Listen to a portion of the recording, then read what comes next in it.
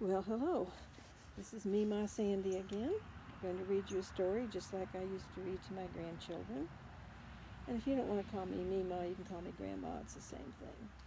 This story was written by a man called Hans Christian Andersen, and he lived in Denmark, probably 100 years before I was born, so that's a long time ago. But his stories are still very, very popular. And you may have heard this one before. It's called The Emperor's New Clothes. Many years ago, there was an emperor who was so excessively fond of new clothes that he spent all his money on them. He cared nothing about his soldiers, nor for the theater, nor for driving in the woods, except for the sake of showing off his new clothes. He had a costume for every hour in the day, and instead of saying, as one does about any other king or emperor, he is in his council chamber, here one always said, the emperor is in his dressing room. Life was very gay in the great town where he lived. Hosts of strangers came to visit it every day, and among them one day 2 swindlers. They gave themselves out as weavers and said that they knew how to weave the most beautiful stuff imaginable.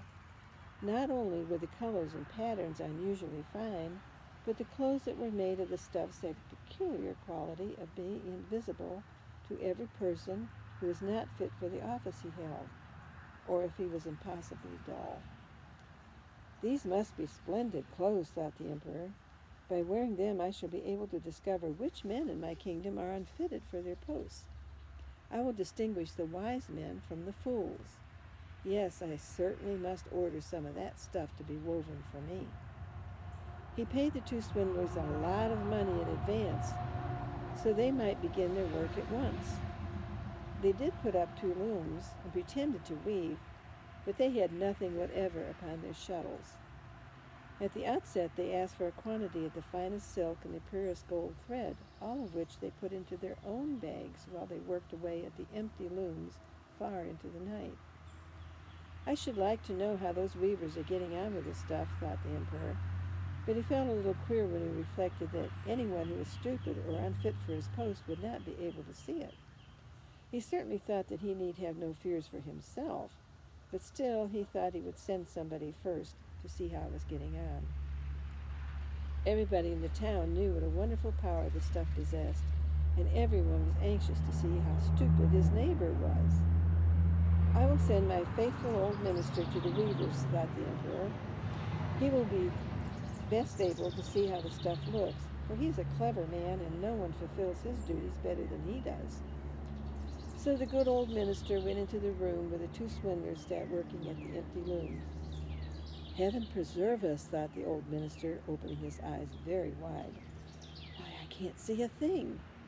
But he took care not to say so.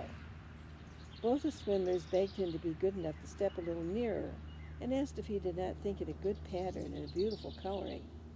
They pointed to the empty loom, and the poor old minister stared as hard as he could, but he could not see anything, for of course there was nothing to see. Good heavens, thought he, is it possible that I am a fool? I've never thought so, and nobody must know it. Am I not fit for my post? It will never do to say that I cannot see the stuff. Well, sir, you don't say anything about the stuff, said one who was pretending to weave. Oh, it is beautiful, quite charming, said the old minister, looking through his spectacles. This pattern and these colors. I will certainly tell the emperor that the stuff pleases me very much.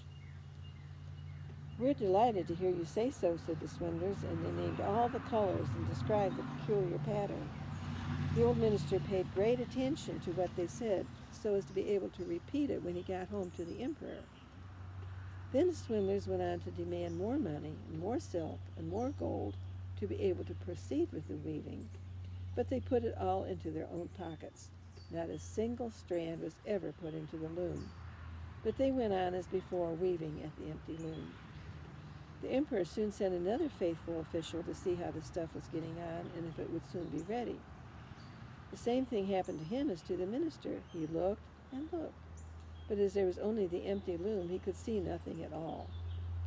Is it not the beautiful piece of stuff, said both the swindlers, showing and explaining the beautiful patterns and colors which were not there to be seen.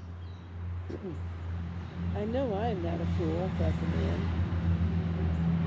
So it must be that I'm unfit for my good post. It's very strange, though. However, one must not let it appear.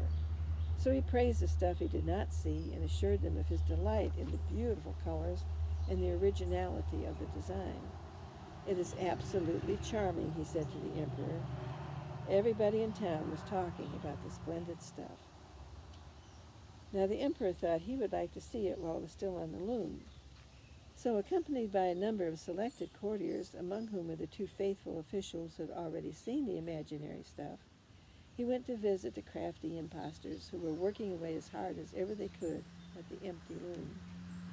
"Oh, it is magnificent," said both the honest officials. "What colors! Oh, see, your majesty, what a design!" And they pointed to the empty loom, for they thought no doubt others could see the stuff. "What?" thought the emperor. "I see nothing at all. This is terrible. Am I a fool? Am I not fit to be emperor? Why, nothing worse could happen to me." "Oh, it is beautiful," said the emperor. "It has my highest approval." And he nodded his satisfaction as he gazed at the empty loom. Nothing would induce him to say that he could not see anything. The whole suite gazed and gazed, but saw nothing more than all the others. However, they all exclaimed with his majesty, "It is very beautiful," and they advised him to wear a suit of this wonderful cloth on the occasion of a great procession which was just about to take place. "It is magnificent, gorgeous, excellent," went from mouth to mouth. They were all equally delighted with it.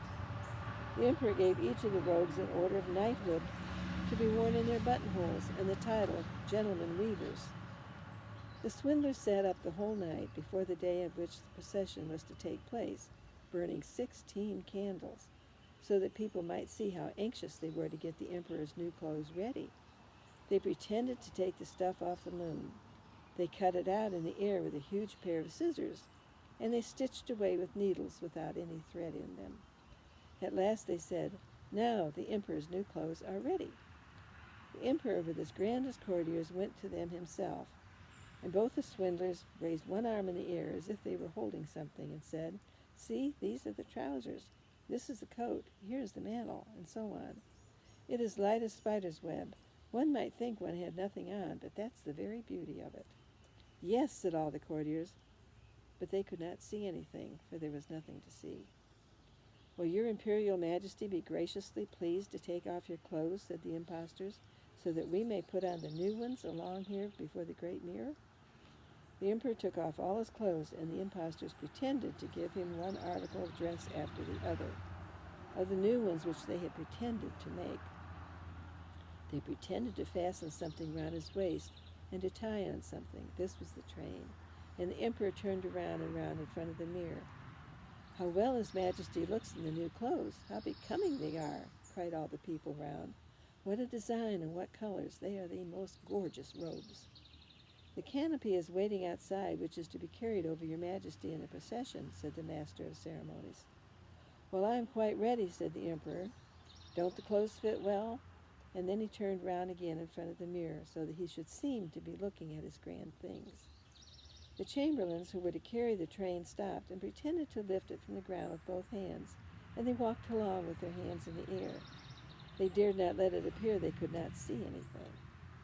Then the emperor walked along in the procession under the gorgeous canopy, and everybody in the streets and at the windows exclaimed, "How beautiful the emperor's new clothes are! What a splendid train! And they fit to perfection." Nobody would let it appear that he could see nothing, for then he would not be fit for his post, or else he was a fool.